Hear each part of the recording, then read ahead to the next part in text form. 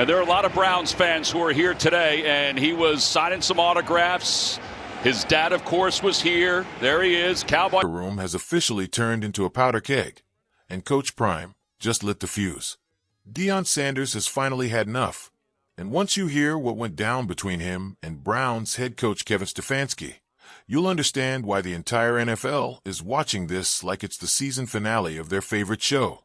Because this isn't just football anymore. This is about family, respect, and a father watching his son get treated like an afterthought by a franchise that doesn't even realize the talent sitting right in front of them. And trust me, what's happening in Cleveland right now is absolutely insane. Shedeur Sanders, a fifth-round pick people claimed was overhyped because of his last name, just joined the NFL's most cursed quarterback franchise and did something that hasn't happened in nearly 30 years. He won his first game. Not just one. He delivered throws so ridiculous that even Myles Garrett, the superstar defender who's usually too exhausted from carrying the team to care about the offense, stopped in his tracks and stared at the Jumbotron like he had just witnessed a miracle. Garrett didn't just react. He spoke publicly about it. That's how rare Shedeur's performance was. And here's where it gets even crazier. After only 1 week of practice with the first-team offense, this rookie walked onto the field and made throws Browns fans haven't seen completed since the Clinton administration. Play without me on the sideline.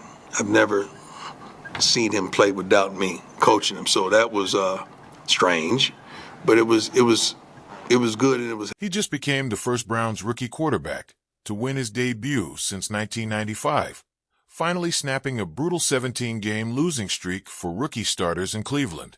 So what does Kevin Stefanski do? Does he publicly declare that Shedeur is the guy moving forward? Does he give this young quarterback the praise he deserves for potentially saving the coach's job and bringing hope back to the franchise for the first time in years? No. Instead, Stefanski avoids a direct answer, falling back on the same predictable coach speak about not getting ahead of themselves and focusing only on today. All of our guys, we trust our guys to perform. He's no different, and playing a backup quarterback role, as we've talked about over the years, that's tough to come in there, but we trust him. I know there's things that he's going to want to do better, but that's. Think about what happened when Dillon Gabriel was getting completely destroyed week after week, leading to the Browns' disastrous 1-4 record during his starts. When reporters asked Stefanski if Gabriel was still the starter after those terrible performances, did he say he needed time to think? Did he say he wanted to clean up the losses first? No, he immediately and without hesitation confirmed that Gabriel was still his guy, with no questions asked and no evaluation period needed. Do you see the problem? It's easy to understand why Deion Sanders is said to have gone completely crazy when he heard about this. The situation is glaring. It smells worse than fish left out in the sun for a week. Kevin Stefanski is treating Shedeur Sanders like a short-term fix, a placeholder who has to prove himself every day, while Dillon Gabriel gets the benefit of the doubt after repeated poor performances. And that, my friends, is why Coach Prime is ready to fight. Let me explain what happened on that Las Vegas field that everyone is talking about. Shedeur Sanders stepped into a situation that would have broken most new players. He's behind an offensive line that struggles to protect him. Have you been keeping up with Shedeur in Cleveland? What's the best piece of advice you've given him as a dad and as a coach? Be patient and be ready. You got to be ready when it's time.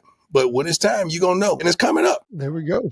I got a prediction. I ain't telling nobody. I got a feeling when it's going to go down. But it's going to go down this year. It's going to happen. All right. Yeah, he going to get a shot. And that's all you can ask for as a player. All you can ask for is the opportunity, right? Tell me this, because this was all over the media, because I know y'all keep it a buck. That's why I love y'all to life. Yes.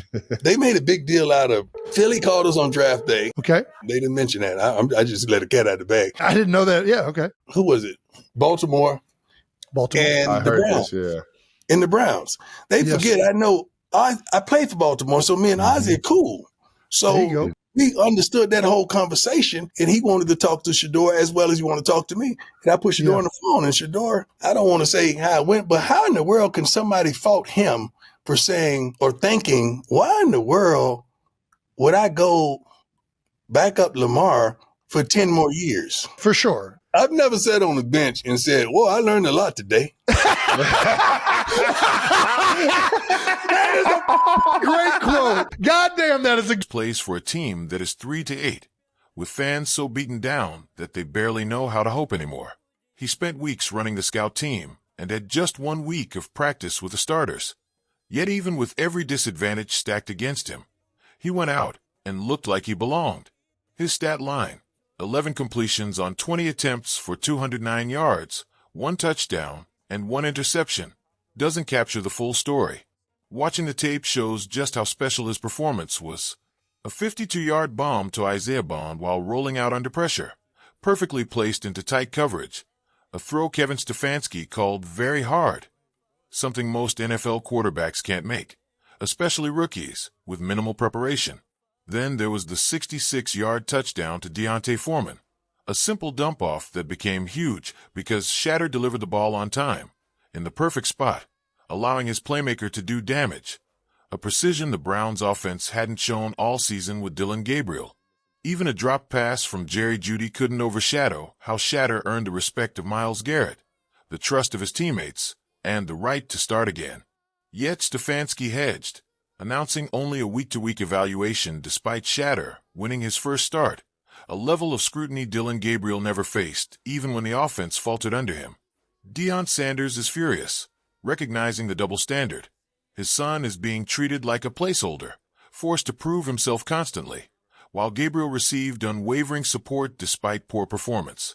Critics dismiss Shatter because of his famous last name, claiming he had advantages, but those advantages don't explain his arm strength, his ability to read defenses, make quick decisions, or execute flawless throws under pressure.